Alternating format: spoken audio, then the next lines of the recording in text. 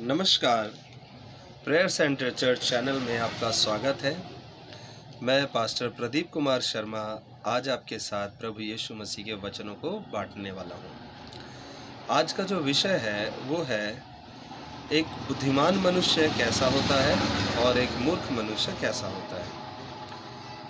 आपके जीवन के समस्त प्रश्नों का उत्तर आपको प्रभु यीशु मसीह की शिक्षाओं में और उनके वचनों में मिल सकता है। यदि आप उन्हें ध्यान से सुने तो वह आपके जीवन का उद्धार कर सकती है।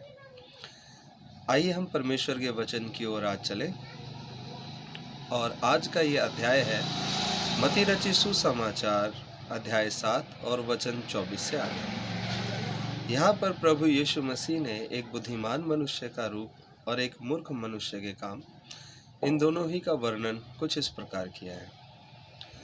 यहाँ इस तरह से लिखा है, इसलिए जो कोई मेरे इन वचनों को सुनकर उन पर चलता है वह उस बुद्धिमान मनुष्य के समान है जिसने अपना घर चट्टान पर बनाया।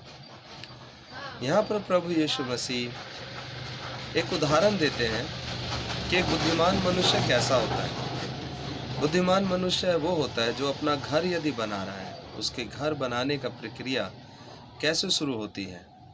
तो यहाँ लिखा है कि वो अपना घर चट्टान पर नींव डाल करके बनाता है।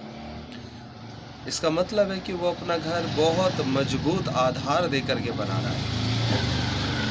आज भी हम अपने आसपास घरों को बनते हुए देखते हैं तो हम देखते हैं कि लोग किस प्रकार से मजबूती दे करके अपने घर की नींव डालते हैं।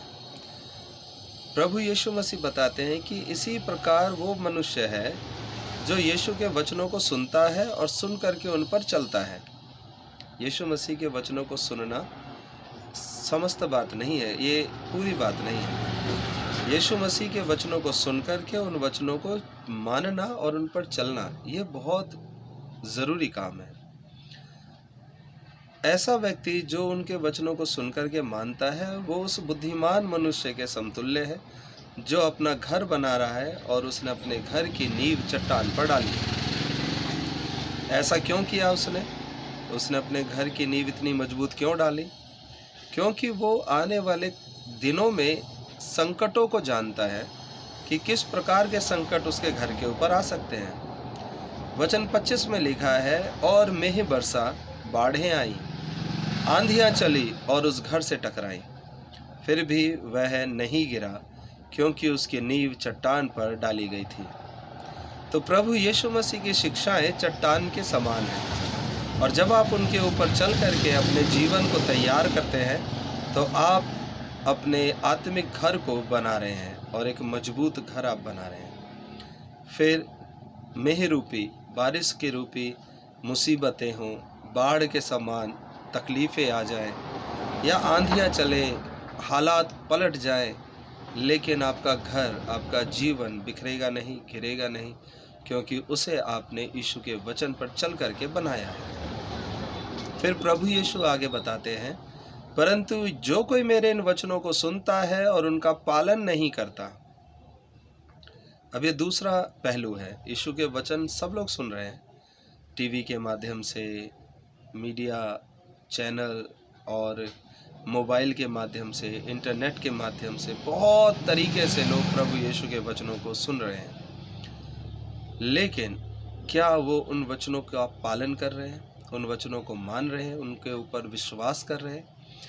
यदि वो उन वचनों को सुनते हैं लेकिन उनका इस्तेमाल अपने जीवन में नहीं करते हैं तो वो अपना घर तो बना रहे हैं, लेकिन उनका घर किसके समान होगा?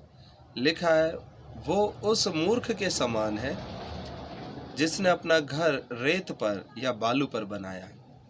कि वो समय तो दे रहे हैं, पैसे भी खर्च कर रहे हैं, लोग बाइबल खरीद के घर में रख लेते हैं, बहुत सारी गिफ्ट में, उपहार में पुस्तकें मिल जाती हैं, वो भी लोग रख लेते हैं, चर्च भी चले जाते हैं, सारे काम होते हैं, लेकिन उस चीज़ को वो मानते नहीं, उन आज्ञाओं को वो मानते नहीं।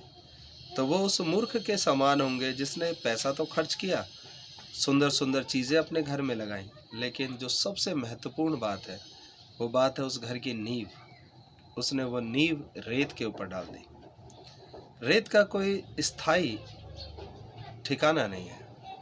हवा चलेगी, पानी गिरेगा तो वो सरक जाएगा। वो अपनी जगह से हट जाएगा। यही समस्या है कि वो लोग अपने विश्वास में स्थिर नहीं हो पाते और प्रभु यीशु मसीह के विश्वास में भटक जाते हैं। उसके ऊपर भी मुसीबतें आई,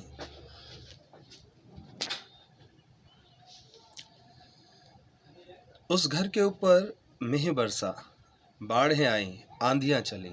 क्या रिजल्ट निकला? क्या ये घर टिका रहा? क्या ये घर मजबूती से इन मुसीबतों का सामना कर पाया? लिखा है आंधियां चली और उस घर से टकराई, तब वो घर गिर गया और पूर्णतः ध्वस्त हो गया। कितने अफसोस की बात है।